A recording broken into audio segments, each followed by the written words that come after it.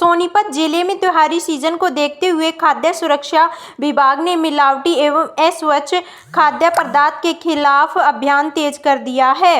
इसी कड़ी में शुक्रवार दोपहर 3 बजे प्राप्त जानकारी के अनुसार देवडू रोड पर स्थित 6 नंबर गली में चल रही रसगुल्ला फैक्ट्री पर खाद्य सुरक्षा विभाग की टीम ने छापेमारी की है, जिससे आसपास के क्षेत्र में हड़कंप मच गया। स्वास्थ्य विभाग आरती राव के निर्देश पर जिले में लगातार दूध से युक्त पदार्थ की जांच का अभियान चलाया जा रहा है।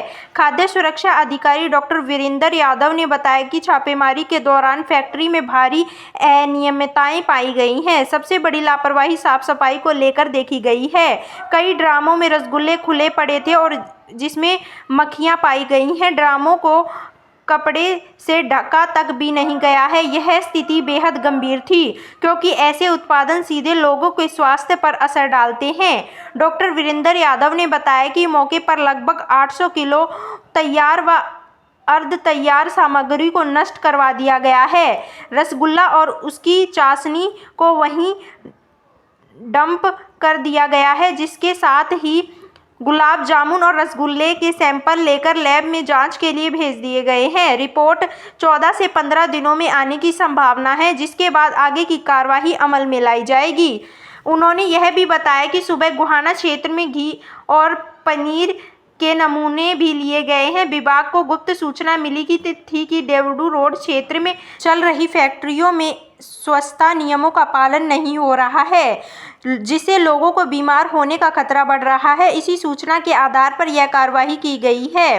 फैक्ट्री संचालक को तुरंत साफ सफाई सुधारने के सख्त निर्देश दिए हैं और खाद्य सुरक्षा विभाग ने स्पष्ट किया है कि त्योहार के दौरान मिलावटीखोरों पर कड़ी नजर रखी जाएगी और ऐसे छापे आगे भी लगातार जारी रहेंगे। एक गुप्त सूचना मिली थी कि यहाँ पे देवडू के अंदर एक रसगुल्ला बनाने की फैक्ट्री है, जिसमें आकर के जब हमने मौके पे देखा तो तकरीबन हमें 7 क्विंटल के आसपास 700 किलो के आसपास जो हमें रसगुल्ले मिले वाइट वाले, और 3 से 3.5 क्विंटल जो है वो गुलाब जामुन मिले हैं। मौके पे हमने आके देखा तो यहाँ अनियमितता मुझे लगी। साफ़ सफाई जो है नहीं है, मक्खियाँ घूम रही हैं यहाँ पर और कुछ सामान के अंदर मक्खियाँ गिरी हुई है।